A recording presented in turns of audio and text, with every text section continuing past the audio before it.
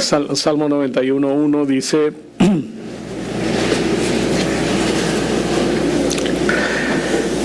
los que viven al amparo del Altísimo encontrarán descanso a la sombra del Todopoderoso. Los que viven al amparo o bajo el abrigo del Altísimo moran bajo la sombra, dice, del Omnipotente o del Todopoderoso. Ahora, el Salmo 91 es un salmo, en realidad, que David escribió bajo la unción profética de hablar las cosas que pertenecen a nosotros.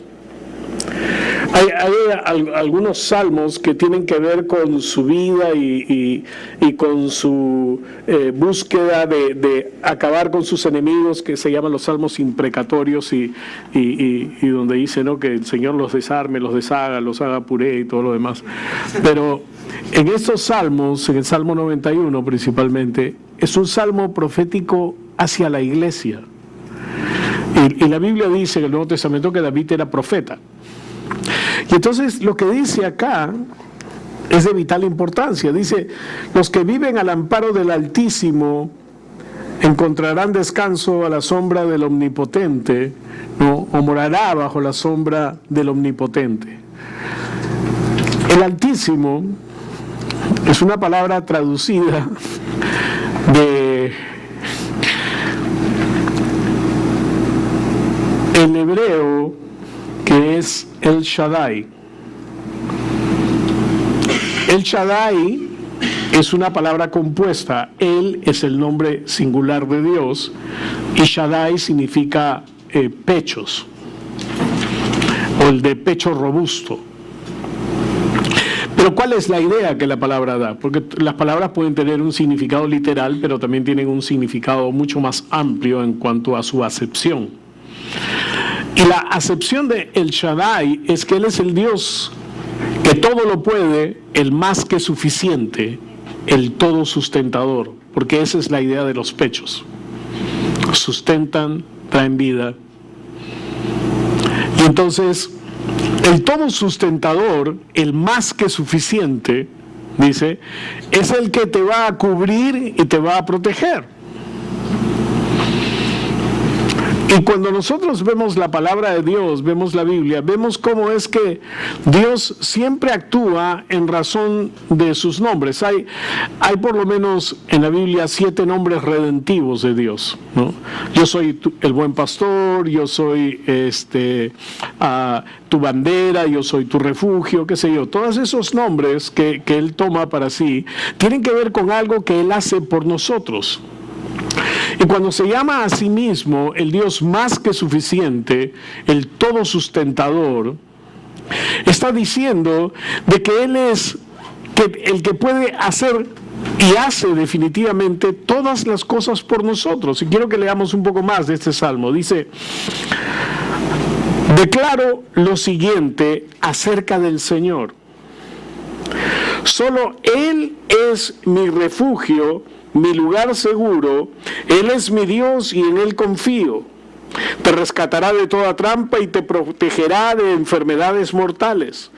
Con sus plumas te cubrirá y con sus alas te dará refugio. Sus fieles promesas son tu armadura y tu protección.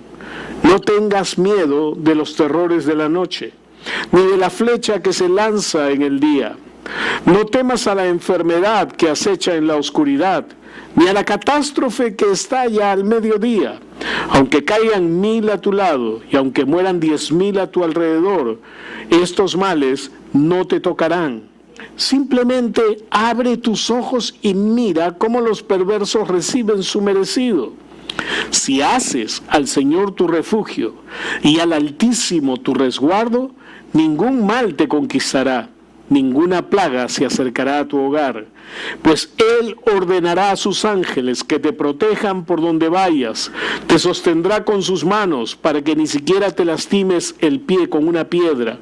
Pisotearás leones y cobras, aplastarás feroces leones y serpientes bajo tus pies. ¡Wow! Victoria. Entonces, ¿cómo podemos resumir todas esas palabras? Son palabras de Dios. Amén. ¿Cuántos han visto algunas cosas ahí que ustedes necesitan? ¿Cuántos han podido darse cuenta cuando he estado leyendo que hay una promesa de Dios para tu necesidad, para lo que estás pasando? Porque Él es bueno, pues. Y porque lo que Él tiene para nosotros siempre es bendición. Y a veces la gente tiene problemas con esto. Cuando predicamos una cosa como esta, dice, sí, usted le dice que a la gente todo le va a ir bien, todo le va a ir bacán y todas las cosas. Y la verdad es que donde la llanta toca la pista, ¿no? En la realidad, ahí donde están las cosas reales, ¿no? O sea, ahí la vida es dura, es difícil, es así, es asá. ¿Saben cuándo la vida es dura? ¿Saben cuándo la vida es difícil? Cuando hacemos las cosas sin Dios. Cuando comenzamos a tomar decisiones por nosotros mismos sin Dios. Ahora, Dios es tan bueno que puede volcar una mala decisión y tornarla en un resultado de bendición. Porque Él sabe que nosotros somos imperfectos y que muchas veces tomamos decisiones erradas y equivocadas.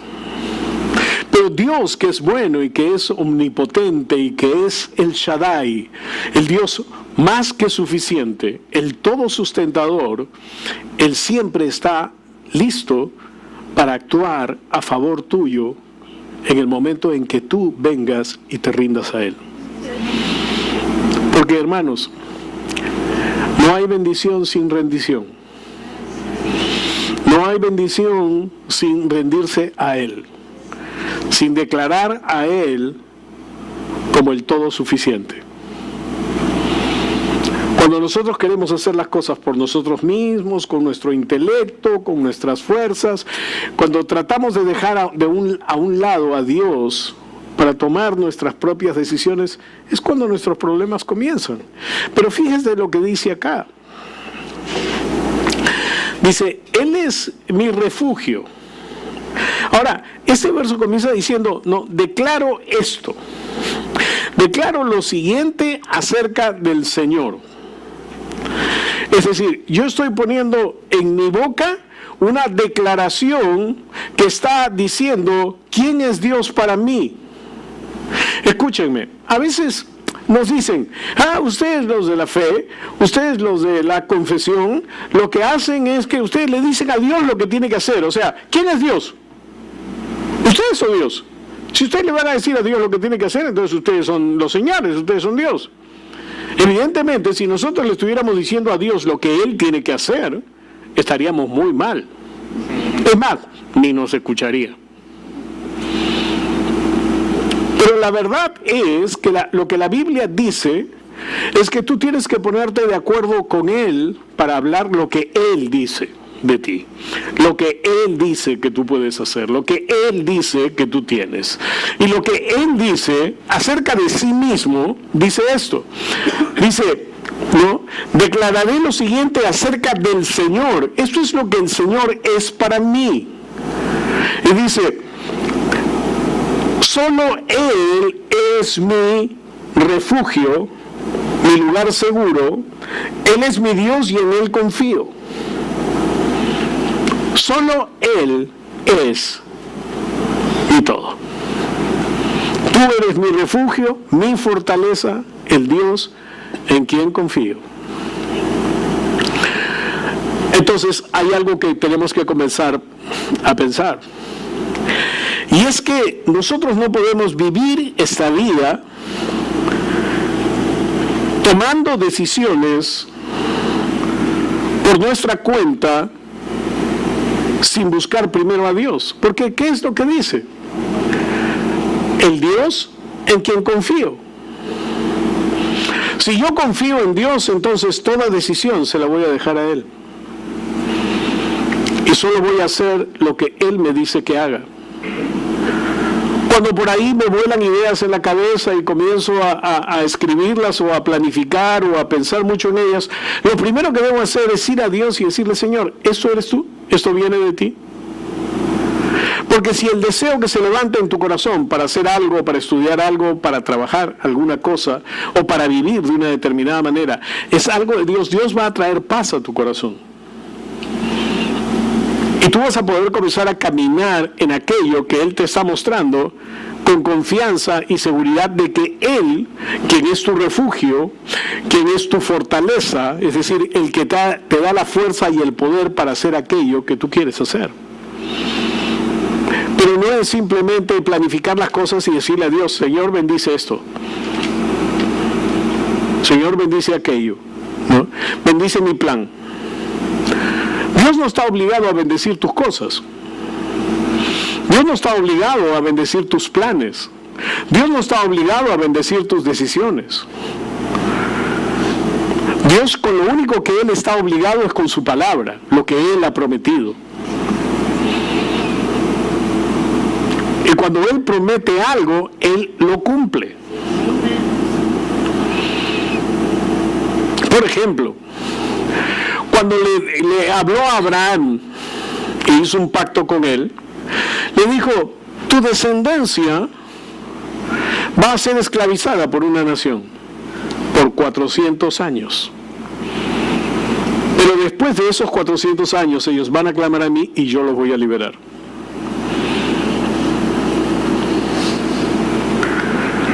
Abraham no tenía ni idea de lo que Dios estaba hablando. Pero Dios estaba dándole a él una palabra y una promesa que él contestó 430 años después, cuando los israelitas que estaban esclavizados en Egipto clamaron a Dios y Dios envió un libertador, Moisés. ¿Por qué envió a Moisés? Porque estaba contestando la promesa que le había hecho a Abraham. Dios es un Dios que siempre actúa por fe.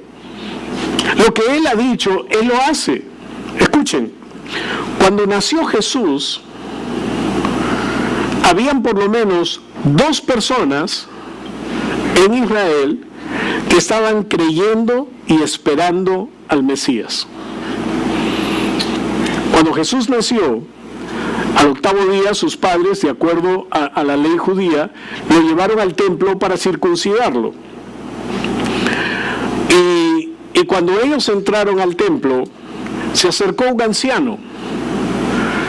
Ese anciano había estado en su casa, pero el Espíritu Santo lo movió y le dijo, anda al templo. Y él fue al templo. Y él tomó al niño en sus brazos y dijo esto: Señor, ahora despides en paz a tu siervo, porque mis ojos han visto tu salvación. ¿Por qué dijo eso? Porque él había recibido una promesa de Dios de que no moriría hasta que no viera al Salvador de Israel. Cuando él vio a José y María, y no eran los únicos que habían ido con sus bebés. No, Jesús no fue el único bebé que nació 8 días antes. Y además en el templo siempre había un montón de gente. Pero él fue dirigido por Dios a esta pareja y tomó al bebé en sus manos y supo que ese niño era el Salvador.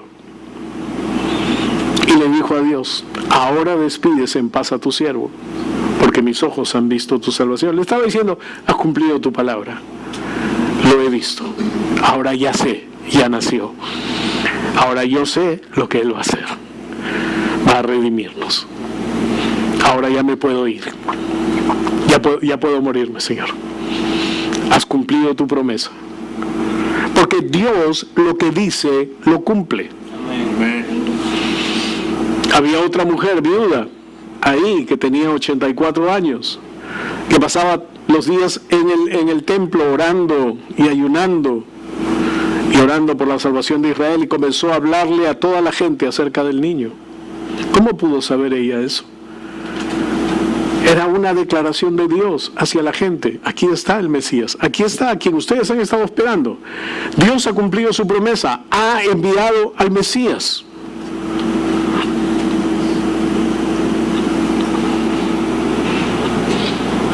Escúchenme, La palabra de Dios tiene suficientes promesas que cubren el todo de nuestra vida. No tenemos que andar en temor, en dudas o en incertidumbre frente a las cosas de la vida. Debemos de caminar con seguridad de que estamos haciendo lo que Dios quiere que hagamos. Si tú no estás seguro de que estás haciendo lo que Dios quiere que hagas, ponte a orar, hermano. ¿Sabes? No vengas a buscarme y me digas, pastor, ¿tiene una profecía para mí? Sí, anda ahora.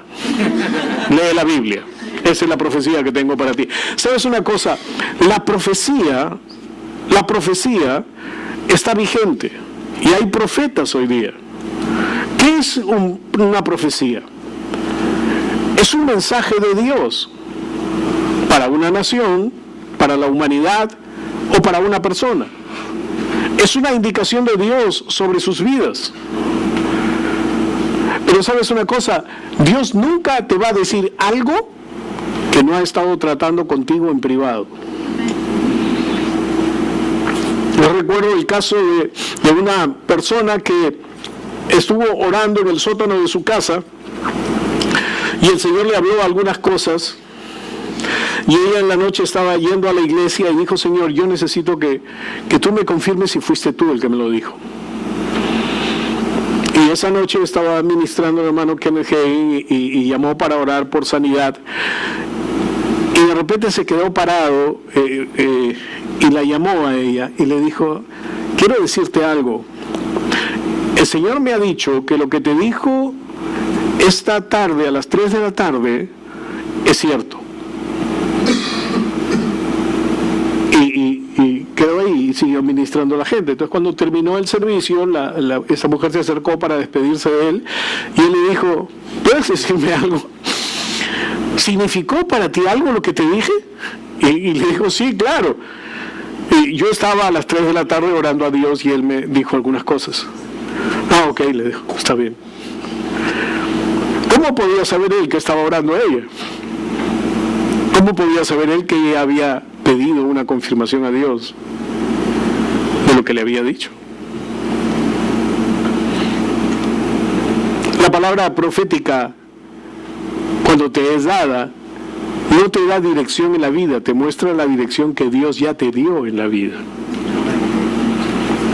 Porque como decía alguien, ¿no? Si tú te vas a dejar guiar por un profeta que te dice, anda y vete a la India a predicar el Evangelio, entonces cuando te vayas a la India, llévate al profeta contigo para que sepas cuándo debes regresar. Porque si tú no puedes escuchar a Dios por ti mismo, hermano, ningún profeta te va a decir las cosas. O te va a decir, ya, déjate de tonterías y ponte a orar. ¿Me están entendiendo? Amén. Bueno, volvamos a nuestro mensaje. Solo Él es mi refugio, mi lugar seguro. Él es mi Dios, en Él confío. Tú tienes que confiar en lo que la Biblia te muestra, en lo que la palabra de Dios te dice, en las cosas que Dios pone en tu corazón cuando estás en oración. Tienes que estar seguro de que lo que haces es lo que Dios te ha dicho que hagas.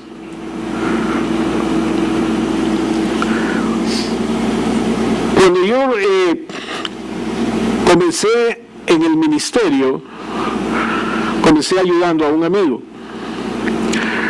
Y comencé a ayudarlo por una dirección de Dios. Yo estaba conversando con él en su carro, nos habíamos encontrado después de algunos años, y yo le dije, ¿qué es lo que vas a hacer? Yo sabía que él tenía un llamado de Dios y había empezado una pequeña obra. Y le digo, ¿qué es lo que piensas hacer? ¿Cómo lo piensas hacer? Y cuando él comenzó a hablar algunas cosas que Dios me había mostrado a mí en mi casa de cómo debía funcionar una iglesia. Y yo lo escuchaba, y el Señor me habló a mi corazón y me dijo, quiero que lo ayudes.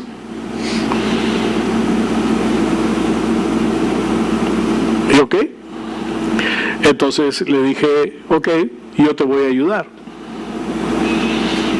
Estuve trabajando con él casi 16 años, ayudándolo. Y hasta que el Señor me dijo, ahora es el tiempo que salgas de ahí. Y sabe una cosa, cuando él me dijo, ahora es el tiempo que salgas de ahí, se me pararon los pelos. ¿Saben por qué? Porque yo ya estaba casado, ya tenía 2 hijos, ellos iban al colegio, tenía responsabilidades con mi familia, y ya no estaba solo. Empecé solo, pero ya no estaba solo. Ahora necesitaba el sostén de mi familia. La iglesia en la que trabajábamos me pagaba la casa, me pagaba el carro, todas las necesidades, el colegio de mis hijos. Es más, cuando empezaban el colegio les compraban los libros y los uniformes. Yo no gastaba nada con mis hijos. Lo único que tenía que gastar de lo que yo ganaba era la comida de la casa, porque todos los demás servicios me los pagaban. Teléfono, luz, agua. Decía, qué comechados son ustedes. No, no es así. Pero el Señor me dijo, sal ahora. Y yo comencé a orar. Y aproveché para hacer un poco de ejercicio y me salí a las 5:30 de la mañana del departamento y caminaba 2 vueltas a la residencial San Felipe, orando a Dios dirección y seguridad de lo que Él me estaba diciendo. Y oraba en lenguas nada más. Sabes, cuando tienes una duda, cuando tienes una cuestión que no sabes qué hacer, lo mejor es orar solo en lenguas. Porque la Biblia dice que el que habla en lenguas habla a Dios, así que, y tu mente no interviene. Pero tu corazón se va llenando con la respuesta. Y entonces yo estaba ora. Y pasó 1 mes, 2 meses, 3 meses, 4 meses, 5 meses. Y el Señor me dijo, ahora ya estás en el límite de la desobediencia. Te he dicho que salgas. Ahora yo tenía que confiar completamente en Él. ¿Qué es lo que dice? Tú eres mi refugio, mi fortaleza, el Dios en quien confío. ¿Creía yo en el más que suficiente o no? ¿Creía yo que Dios era más que suficiente para sostener mi casa o no? ¿Creía yo que Dios era más que suficiente para que mis hijos pudieran seguir estudiando en el colegio o no? Y decidí que iba a dar el paso y di el paso. Y entonces el dinero comenzó a llegar. No, hermanos, comenzó a faltar y con ganas. Yo vivía en un departamento que era propiedad de unos amigos, o es propio, no sé si sigue siendo, pero sigue siendo. Okay. Acá hay una persona que me conoce, pues. Es propiedad de unos amigos, y por casi 1 año no les pude pagar el alquiler. Porque lo que comenzamos a hacer es que comenzamos la iglesia. Pero lo que entraba en la iglesia nos servía para pagar el lugar que alquilábamos para tener las reuniones. Y para los pasajes, para ir a la iglesia y regresar. Y todo lo demás tenía que ver cómo hacía para pagarlo, ¿no? Un mes pagaba la luz, el otro mes pagaba el agua. Y tenía todo así, muy ajustados. Gracias a Dios, nunca nos faltó comida, porque de una u otra manera siempre teníamos comida. Pero seguíamos adelante. Llegamos a final de año y pude pagar el alquiler del departamento que estaba acumulado, lo pagué por completo, y pagué el colegio de mis hijos, que también se había atrasado. Pero sabe una cosa, todos los días nosotros orábamos a Dios y le decíamos, confiamos en ti, sabemos que hemos dado el paso que tú querías que diéramos. Así que si tú tienes problemas financieros, hermanos, yo también. Yo he pasado por eso, he vivido eso. Yo sé lo que es no tener el dinero para pagar el colegio de tus hijos. Sé lo que es no tener dinero para pagar tu casa. Sé lo que no es tener dinero de repente para comprar comida. Sé lo que es no tener dinero para llegar a Navidad y no tener ni siquiera para comprar un pollo a la brasa.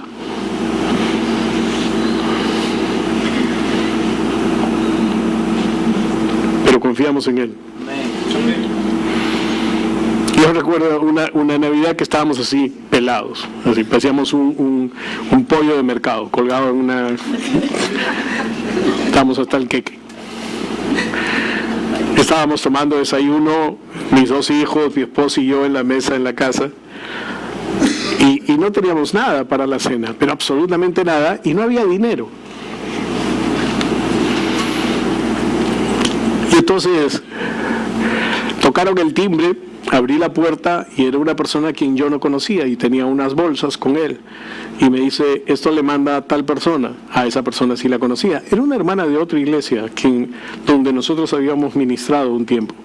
Y dice, les manda esto. Y yo lo agarro y me dijo, ellos quieren que usted puedan disfrutar esta noche, así que les dejan esto. Hasta luego, y se fue. Y entonces yo entré con las bolsas y las abro y había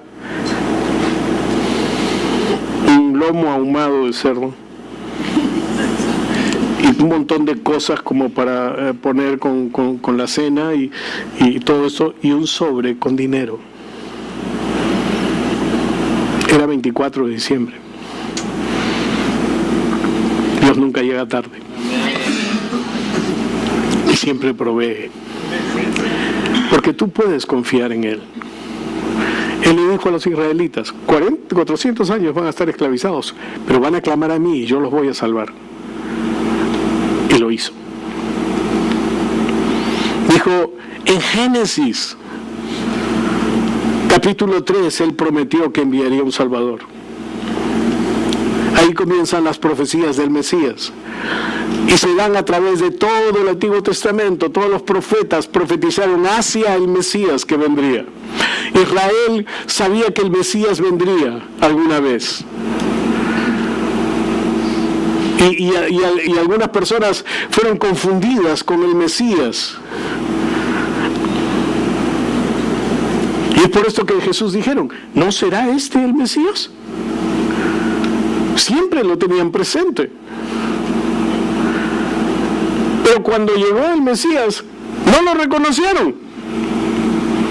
Pero el Mesías llegó, cumpliendo lo que Dios había dicho.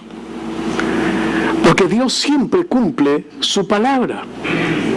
Ahora, quiero que sigamos leyendo acá en el 91. Dice, el verso 3 dice, te rescatará de toda trampa y te protegerá de enfermedades mortales. Con sus plumas te cubrirá y con sus alas te dará refugio. Sus fieles promesas son tu armadura y tu protección. Su verdad será tu escudo y tu baluarte. Sus fieles promesas serán tu escudo y tu protección. ¿Qué cosas son las que Él nos ha prometido? En primer lugar, tengo que decirte algo. Las promesas de Dios no son compromisos a futuro. ¿Ok? Las promesas de Dios no son compromisos a futuro. Son realidades hechas, ya cumplidas para nosotros. Por eso dice que toda promesa en Él es sí y amén. ¿Cuáles son las promesas que Él ha cumplido? La vida eterna, el perdón de pecados. Jesucristo ya lo hizo.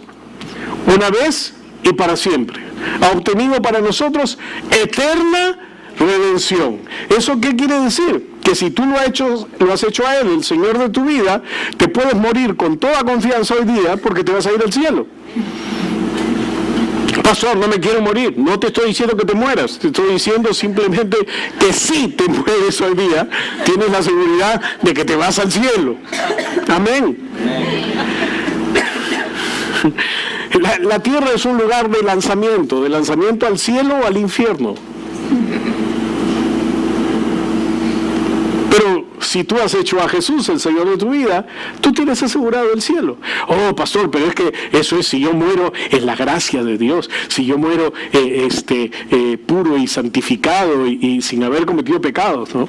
Un día estaba conversando con esto con un pastor. Y él me decía que si uno pecaba y se moría, se iba al infierno. Él le dice, me estás diciendo que, por ejemplo, hoy día, estábamos nosotros en una reunión de pastores en una iglesia. Tú sales a la calle ¿no? Y estábamos ahí en la avenida Javier Prado. Tú sales a la calle y de repente se te cruza una chica con un vestido vaporoso a la que el viento se lo levanta hasta el cuello, ¿no? Y la ves por completo y tú dices, ¡wow! Y por estarla mirando pasa un carro y ¡pah! Te mata. ¿Te vas al infierno? Me dijo, sí. Tu salvación es muy barata, le dije. Porque la Biblia dice que Él ha muerto por todos nuestros pecados, pasados, presentes y futuros. Ahora, esto no es licencia para pecar, pues. No, ya murió por mis pecados futuros, o sea que de acá salgo y... No.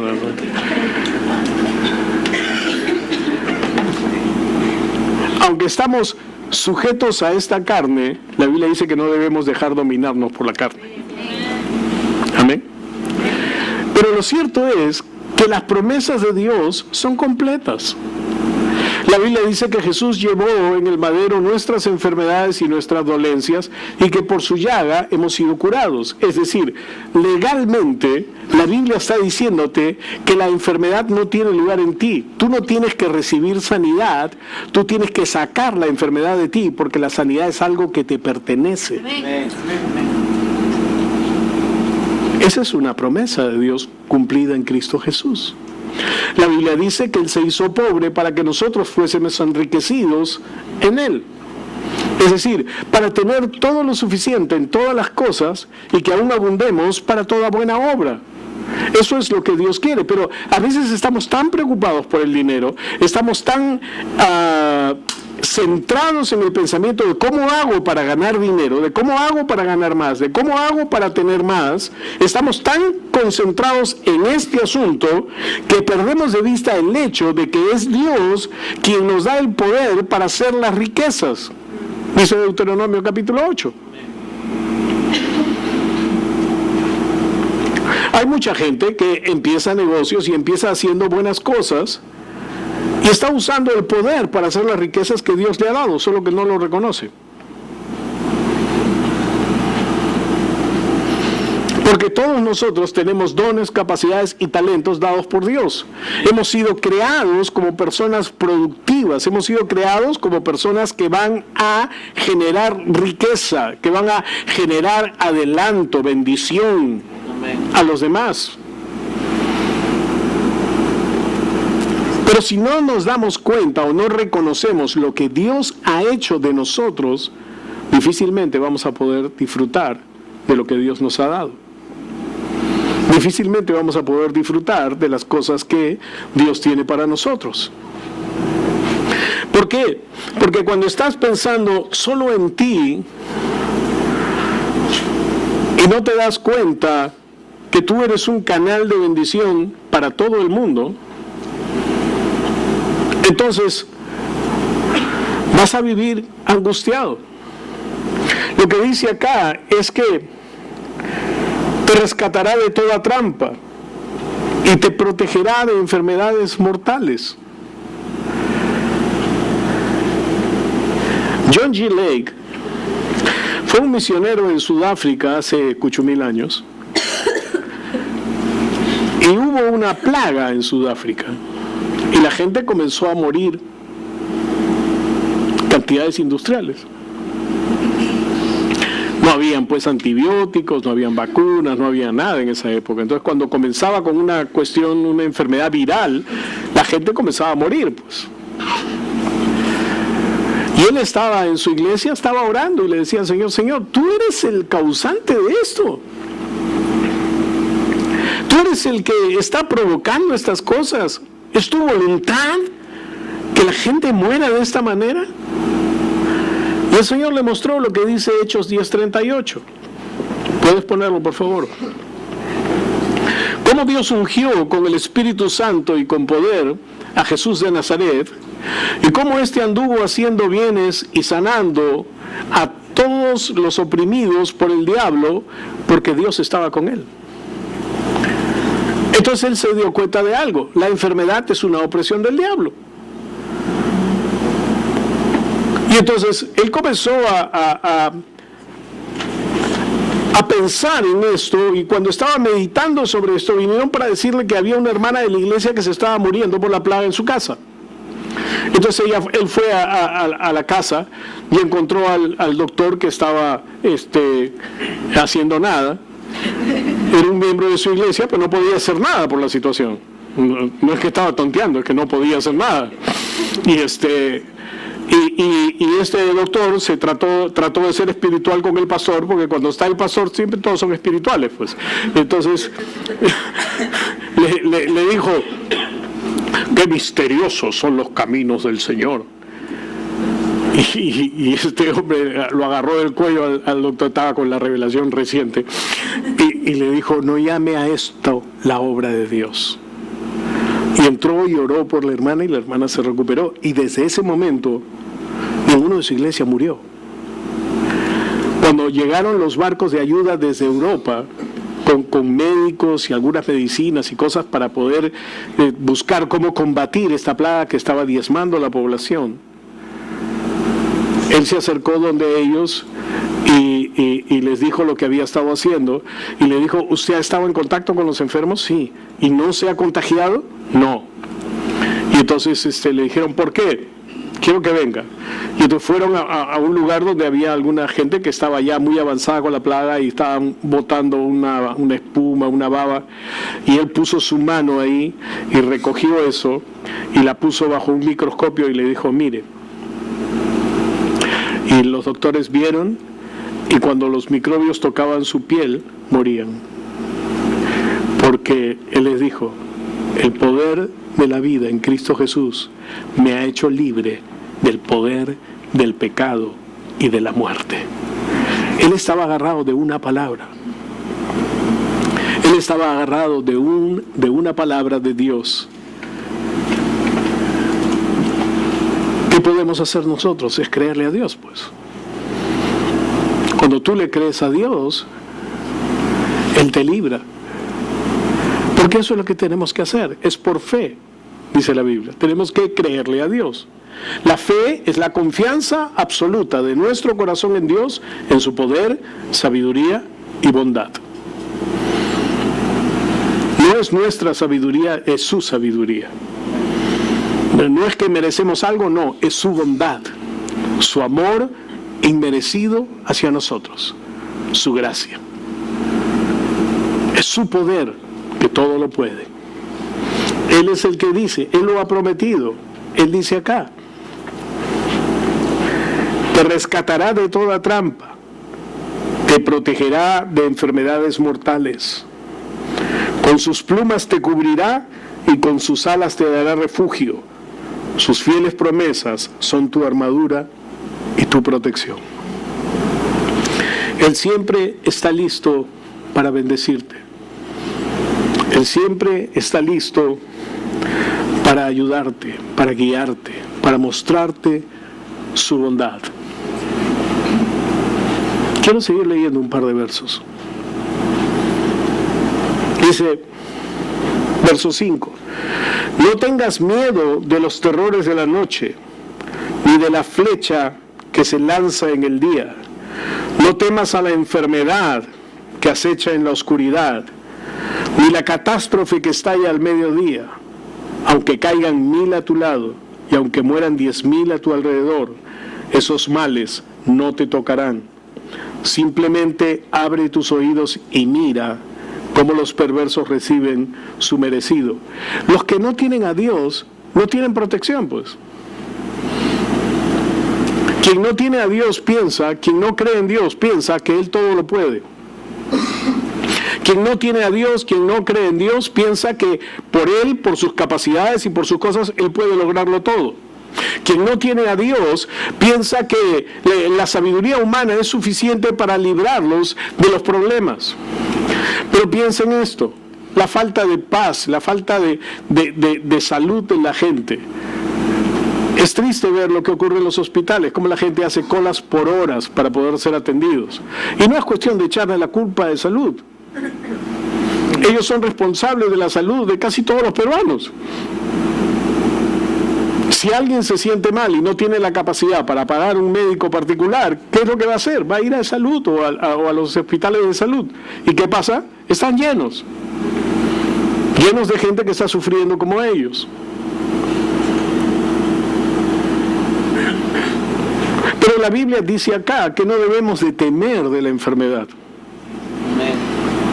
que no debemos de temer de las plagas, que no debemos de temer de las cosas ni en la noche ni en el día, que Él está en cuidado de todo en tu vida. Recuerdo la historia de una mujer en la Segunda Guerra Mundial en Londres, que cada vez que sonaban las alarmas todos tenían que correr a los refugios porque los aviones alemanes o los misiles, los Crazy Jerry que lanzaban los alemanes contra Londres, comenzaban a caer indiscriminadamente. Y un día sonó la alarma y bueno, ya todos en el refugio se conocían y se dieron cuenta que ella no estaba. Entonces pensaron que simplemente alguna bomba la había alcanzado, que de repente la bomba había llegado a su casa antes que ella pudiera salir o la había agarrado en el camino, qué sé yo, ¿no? Porque era lo que pasaba. Normalmente cuando estaban en el refugio se contaban entre ellos, ¿no? ¿Quién falta? ¿Y qué era lo que podían pensar? La agarró la bomba, se murió. La alcanzó el misil, se murió. Y cuando salieron del refugio, todos comenzaron a caminar hacia el barrio y la encontraron barriendo la puerta de su casa. Entonces le dijeron, ¿qué haces acá? ¿Por qué no fuiste al refugio? Bueno, la Biblia dice que Dios es el que me guarda y el que me cuida. Así que llegué a la conclusión de que si Él se preocupa por mí, no tenemos que preocuparnos los dos. Y estuvo orando por la paz de su país.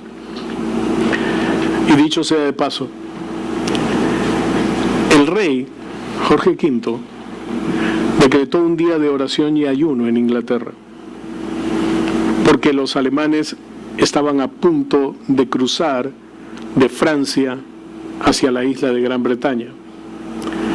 Y si cruzaban, iban a tomar Inglaterra como habían tomado el resto de Europa, a sangre y fuego.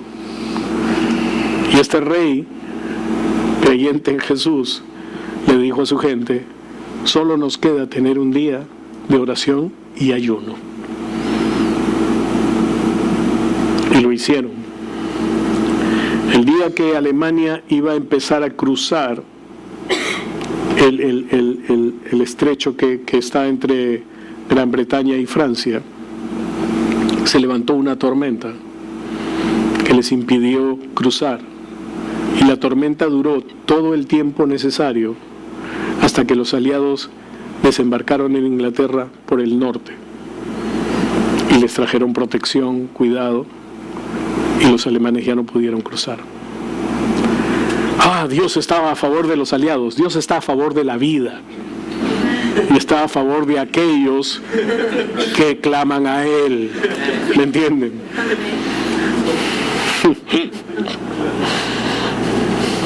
Aleluya.